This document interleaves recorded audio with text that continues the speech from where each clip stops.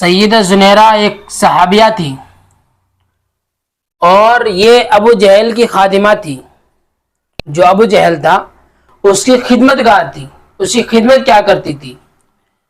تو ان صحابیات نے جو ابو جہل کی خادمہ تھی کلمہ پڑھ لیا, کلمہ طیبہ پڑھ لیا, اور جو کلمہ طیبہ پڑھنے کے بعد اس چیز کی خبر اور اس کلمے کی خبر ابو جہل کو معلوم ہوئی اور ان کو پتہ لگا کہ میری خادمہ نے کلمہ پڑھ لیا, کہ محمد صلی اللہ علیہ وسلم پر ایمان لے کر آ گئی. اور یہ بات مجھے کیسے گوارا ہو سکتی ہے, جس چیز کو میں خود ناپسند کرتا ہوں, جس چیز پر میں خود عمل نہیں کرتا ہوں, اور میں یہ چیز کیسے گوارا کر لوں گا کہ جو میرے تحت رہتے ہوں, جو میرے نیچے رہتے ہوں, میرے خدمت کار ہوں, تو ان کو بھی اس چیز پر عمل کرنے دوں. ایسا نہیں ہو سکتا. تو ابو جہل کو بڑا غصہ آیا اور بڑے پریشان ہوئے. اپنی خادمہ کو بلایا اور خادمہ کو بلانے کے بعد جو اس کے کارکنان تھے اور جو اس کے پاس جو لوگ رہا کرتے تھے ان کو بلایا, آمنے سامنے کیا.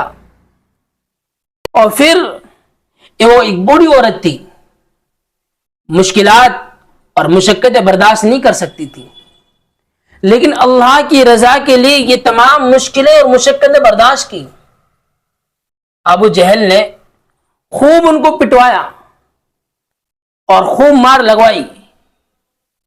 خوب جب ابو جہل نے چیز دیکھی کہ یار اس کو تو کچھ اثر ہی نہیں ہو رہا, خوب مارے لگا لی, خوب پٹائی کر لی اور خوب اس کو مار دھاڑ لیا, لیکن یہ برابر برداشت کرتی جا رہی ہے اور کچھ نہیں بول رہی ہے, کیونکہ محبت تھی اللہ سے اور عشق ہو گیا تھا.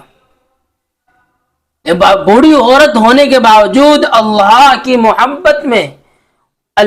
محبت میں تکالیف اور مشکلات کو برداشت کر رہی ہے. اور تو ابو جہل نے ان کے سر پر ایک ایسی چوٹ ماری کہ اس چوٹ کی وجہ سے ان کی بینائی چلی گئی.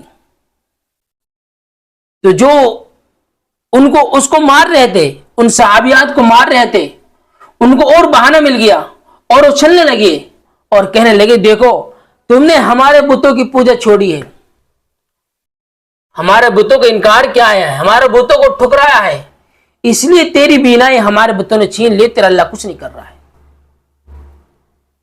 تیرا اللہ کچھ نہیں کر رہا ہے. تو یہ چیز ان کو برداشت نہیں ہوئی, یہ چیز ان صحابیات کو برداشت نہیں ہوئی.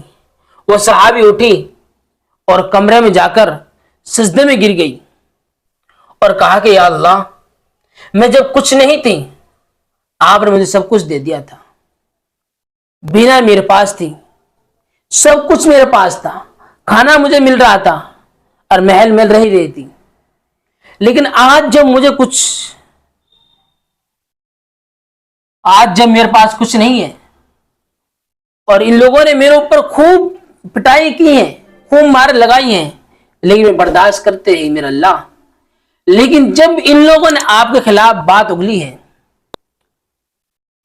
آپ کی شان میں گستاخی کی ہے, اور جب ان لوگوں نے کہا تمہارا خدا کیا کر سکتا ہے, تم نے بتوں کی پوجا چھوڑ دی اور اس وجہ سے تمہاری بینائی کو ہمارے بتوں نے اور ہمارے خداؤں نے, معبودوں نے تمہاری بینائی چھین لی ہے. یا اللہ ان کو ایسا کرشمہ دکھا کہ میری بینائی واپس لا دے. ابھی اس بوڑھی صحابیہ کا ہاتھ نیچے کو نہیں ہوئے تھے تو اللہ تبارک و تعالیٰ نے اس کی بینائی کو واپس لا دیا. یہ ہوتی محبت اللہ تبارک و تعالیٰ سے اور عشق. اس لیے ہر آدمی کو چاہیے کہ ہمارے دل میں اللہ کی محبت, اللہ کا خوف پیدا ہو. جو اللہ کا خوف اور اللہ کی محبت اور ایمانی طاقت ہمارے دلوں پر آئے گی, ہمارا دل اس چیز کو برداشت کرے گا, تو پھر کوئی بھی طاقت ہمارا مقابلہ نہیں کر سکتی. یہ بات طے ہے.